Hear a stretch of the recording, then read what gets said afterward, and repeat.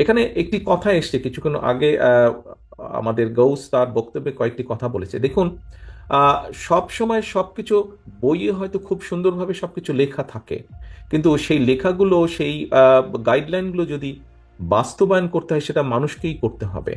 এবং আমি ব্যক্তিগতভাবে মনে করি সবকিছুর পিছনে বিষয় একটি থাকে, সেটা হচ্ছে ইন্টেনশন বা নিয়ত। আমরা বাংলায় যেটা বলি নিয়ত, ওই লোকটার নিয়ত কি। আমাদের সকলের নিয়ত যদি ভালো থাকে, অবশ্যই আমরা ভালো কিছু করতে সক্ষম হব। আমরা রাজনীতি করি, রাজনীতি কার জন্য করি? রাজনীতি মানুষের জন্য করি, রাজনীতি দেশের জন্য আমরা রাজনীতি করি। দেখুন, সারা পৃথিবীতে একটি একটি একটি বিষয় গ্রহণযোগ্য আছে, একটি বিষয় কি, সেটি গণতন্ত্র। দুঃখজনকভাবে হলো বাংলাদেশে গণতন্ত্র চলার পথে বহু সময় বাধাগ্রস্ত হয়েছে। এই গণতন্ত্র চলার পথটি বিভিন্নভাবে বাধাগ্রস্ত হয়েছে।